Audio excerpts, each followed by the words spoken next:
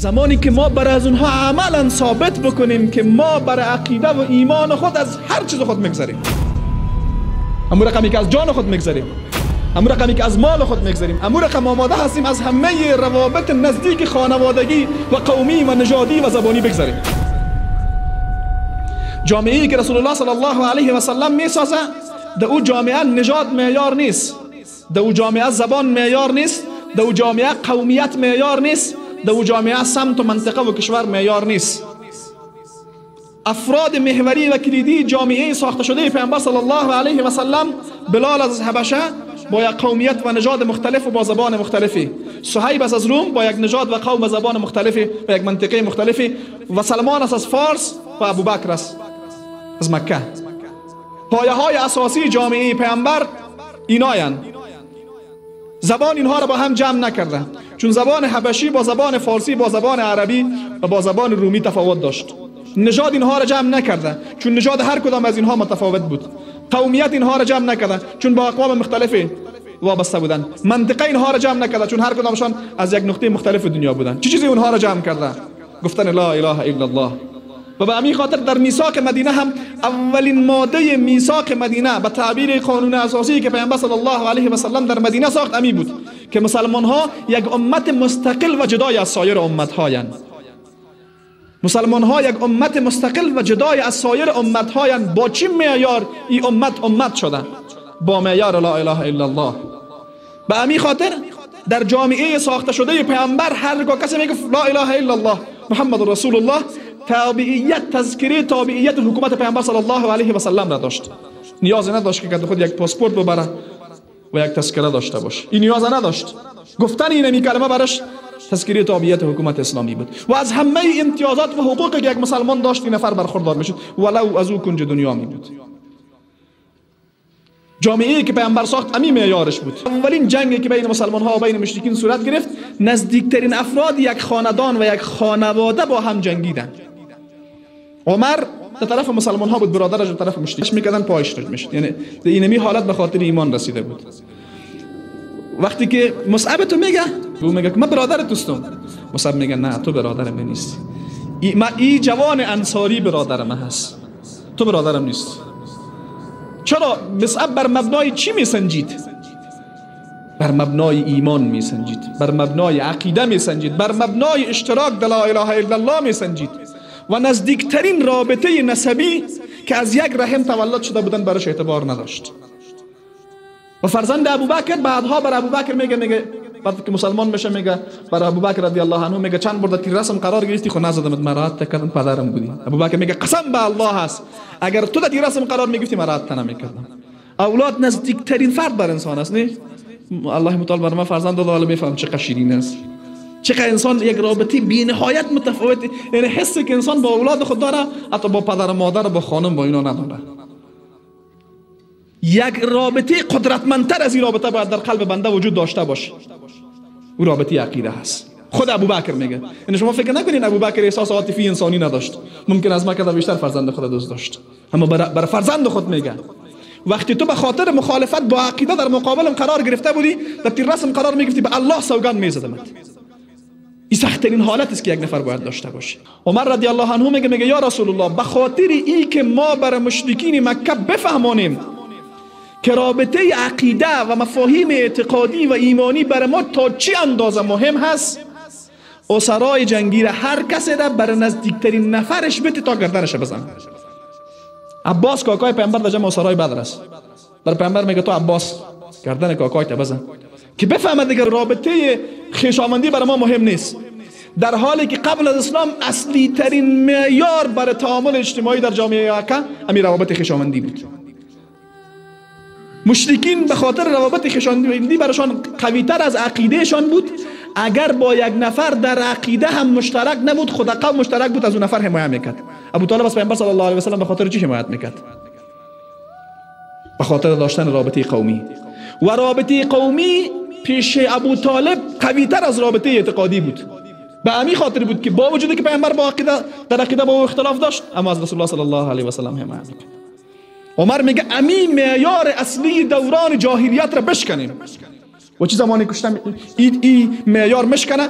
زمانی که ما برای از اونها عملا ثابت بکنیم که ما برای عقیده و ایمان خود از هر چیز خود میگذاریم، همون رقمی که از جان خود میگذاریم، همون رقمی که از مال خود میگذاریم، همون رقم آماده هستیم از همه روابط نزدیک خانوادگی و قومی و نژادی و زبانی بگذاریم. این وقت است که جامعه واقعی اسلامی میشه. و آیا جوامع امروزی اسلامی این معیار را دارن؟ هر کدام ما خود ما بیایم بفهمیم، بسنجیم واقعا همین رقم هستیم؟ ما به عنوان یک امت خود یک جسد واحد فکر میکنیم؟ رسول الله صلی الله علیه و سلم میگه مسلمان ها مثل یک جسد واحدن، مسلمان ها مثل یک جسد واحدن، هرگاه به یکی از اعضای جسد درد برسه و ناراحتی برسه کلی اعضا توسط از اون ناراحت میشه. پس ما آیا درد یک برادر فلسطینی مسلمان خود که در زیر چکمه های ظالمانه یهود پارچه پارچه میشه درد میکنیم؟ با وجود خود درک میکنیم؟ اگر درک کردیم پیوند اعتقادی با او داریم، اگر نکردیم امی پیوند یا قطع شده یا بسیار ضعیف است که انتقال داده نمیتونه درد ایمانی یک برادر مسلمان را بر ما. و واقعیت قضیه همیست که امی احساس را نداریم. اگر داشته باشیم نتیجه چی میشه؟ امو رقمی که یک نفر سر خود یک نفر مشکلات و سختی ها بیاید قطعا کوشش میکنه که باید در تلاش حل از او میشه. اگر ما خود به عنوان یک جسد واحد بدانیم هرگز مصیبت ها و ناراحتی های یک برادر مسلمان خود را در او گوشه دنیا هم نمیتونیم تحمل بکنیم. در حد توان خودش تلاش میکنیم که تا به خاطر حل از او کار بکنیم. وضعیت امروزی امت چی رقم هست؟ گاه وقتا تو به یک مسلمان در او کجا دنیا فقط دعا میکنی خیلی خاطر ملامت میکنه. همونطور است یا نیست؟ وقتی به یک فلسطینی دعا میکنیم ما را چی مانده به فلسطین، ظاهری گپ به نظر شاید خطرناک نیاید، این نشان دهنده قطع روابط اعتقادی برای یک نفر است و نشان میده که فکر ازی و ایمانیاتی از اینمی بر مبنای ایمان با دیگران رابطه نداره. رابطه ازی بر مبنای قوم و زبان و منطقه و نژاد و فلان و فلان هست. و او امتی که زمانی که اینمی رابطه ها را قطع نکرده باشه امت اسلامی شده نمیتونه. مفهوم امت اسلامی بودن زمان تحقق پیدا میکنه که حقیقتا با همه وجود خود رابطه اعتقادی را با دیگر مسلمان ها احساس بکنیم و امو درد و اونمو احساسی را که یک مسلمان در کنج دنیا داره ما هم در این کنج دنیا داشته باشیم. اگر این را نداشتیم ذلیل میشه، مثل که امروز ذلیل شدیم. و استعمارگرا به خاطر تحقق این هدف خیلی خوب موفق شدن. اول ما را به کشورهای مختلفی تقسیم کردن، نفهم 54 یا 56 کشور اسلامی. بعد از داخلی کشورها هم ما را به چی تقسیم کردن؟ به منطقه ها تقسیم کردن، منطقه نفهم شمال، جنوب فلان و فلان. در اونجا هم ما را به قومیت تقسیم کردن، اینا پشتونن، تاجیکن، هزاره‌یان، ازبکن. در داخل اقوام هم ما را چی کردن؟ کوچک کردن. در بین یک قوم خلان هم اگر ببینین اینا با هم کلش متحد نیستن، نه؟ در بین پشتونا برین کلش با هم متحد است. این نفهم میگه ما علیزایی است و غلیجایی است و غلیجایی نفهم فلان است. باز بین از هم که برین به اندازه ما را خرد کردن که حتی در روابط نزدیک خانوادگی هم بچه‌های کاکای خود ما در تعبیر عامیانه خود میگیم اینا بچه‌های اودار ما هستند. یعنی یک نوع مخالفت با اونها وجود داره، نه؟ من نفهم دیگرها چی رقم تعبیر میکنن. یک نوع مخالفت به موردی احساس واحد بودن را نمیکنی و متاسفانه بر مبنای اینمی معیارهای جاهلیت عمل میکنیم. شاید بهترین نمونه از این وضعیت امروزی بوده باشه به نام نفهم انتخابات فلان مسخره بازی هایی که استعمار سر مردم میکنن، با عقل های مردم بازی کردن. اما مردم های فریب خورده که در اینمی بازی های مسخره اشتراک میکنن بر مبنای چی تصمیم میگیرن؟ آیا چیزی بجز قومیت برشان معیار هست؟ چیزی به نام تقوا را میشناسن؟ چیزی به نام تعهد و ایمانداری و اخلاص و فلان فلان را درک میکنن؟ خیلی واضح با همه وجود میبینیم، با همه وجود میبینیم که فاسدترین نفر یک قوم در سطح رهبری قرار میگیره و مورد حمایت قرار میگیره. آیا بر خاطر ایمانش است؟ به خاطر اخلاصش است؟ به خاطر تعهدش است؟ نه، فقط و فقط به خاطر ازی هست که با ما در قومیت شریک است. اما ترس یعنی با همه وجود خود نمیبینیم. آدمای خوب ما می رقم هستن، باور بکنید من گاهی وقتا دل آدم میاد به تعبیر عام‌تر که بکفن. آدمایی که سرش امید داری در وقت انتخابات ها میشه میبینی از یک نفر حمایت میکنه. چی گپ بسته؟ او آدم تقوا داره، ایمانداری داره؟ نه، قومش است. پس هرگاه پیش یک نفری، در قلب یک نفری، هرگاه قومیت و زبان و نژاد به عنوان یک بت مورد عبادت قرار بگیره، این عبادت است. نه عبادت است که زمانی که برای تو یک مسئله به حد قدرتمند و بزرگ میشه که با او مخالفت کرده نمیتونی. رسول الله تبارک و تعالی در قرآن کریم میگه افرأیت من اتخذ الهه هواه، آیا شما ندیدین کسی که هوای نفس خود را عبادت میکنه، اله خود گرفته؟ معنای عبادت هوای نفس چیست؟ معنای عبادت هوای نفس است که با او مخالفت نمیکنی، هر چی که او میگه اونم کار انجام میدی. امی عبادت کردن نفس همیست. خیلی ها با هر چیز دیگه مخالفت کرده، مسئله قومیت که میای مخالفت کردن نمیتونه. قومیت برش اله شده و طاغوت شده که مورد عبادتش قرار میگیره. زبان مرقم، نژاد مرقم. و تا زمانی که ما این ارزش های فکری خود دوباره از سر تجدید نظر نکنیم و مفهوم واقعی کلمه لا اله الا الله را درک نکنیم که پیش ما دیگه هوای نفسم اله نباشه، قومیت و زبان و نژادم اله نباشه، اینا را هر کدامش در جایش قرار بدیم، زبان را در حد وسیله افهام و تفهیم بدانیم و نشانی از نشانه های بزرگی و عظمت الله، قومیت را وسیله معرفت بر شناخت بدانیم. اگر اینها را در جایشان قرار دادیم و اینها را در حد خدایی بلند نکردیم، این وقت معیارهای ما جور شده. اما هنگامی که موضع اینها تغییر میکنه، قومیت یک خدا میشه، زبان یک خدا میشه، نژاد یک خدا میشه، منطقه های جغرافیایی یک خدای دیگه میشن و خدایان متعدد را عبادت میکنیم، مفهوم درست لا اله الا الله در زندگی ما مصداق واقعی پیدا نمیکنه. و آیا آنچه که در جامعه خود با همه وجود میبینیم خلاف عزیز؟ حقیقت اینمی جامعه دردناک است که ما داریم. و با وجودی از این اگر ما توقع داشته باشیم الله ما را عزت میده، قطعا در غلطی بسیار واضح و آشکاری هستیم. چون عزت از آن کیست؟ ولله العزت ولرسوله وللمؤمنین. عزت از آن الله است و از آن پیامبر و از آن مؤمنین و کسانی که بر مبنای ایمان میسنجند. و هر کسی که عزت را در غیر ایمانداری جستجو بکنه چیست؟ بارزترین صفت نفاق است. به همین خاطر الله تبارک و تعالی بعد از این آیت چی میگه؟ ولله العزت ولرسوله وللمؤمنین ولکن المنافقین لا یفقهون.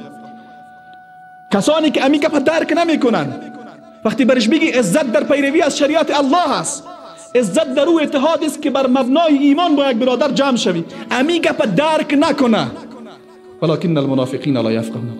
بارزترین صفت نفاق است که نفر نفهمه مفهوم پیوند ایمانی یعنی چی و هر پیوند دیگه برش مقدستر و مهمتر و مستحکمتر بوده باشه. و به همین خاطر هست که اگر مؤمن این مفاهیم درک بکنه و بر مبنای این معیارها عمل بکنه، قطعا وضعیت امت دگرگون میشه.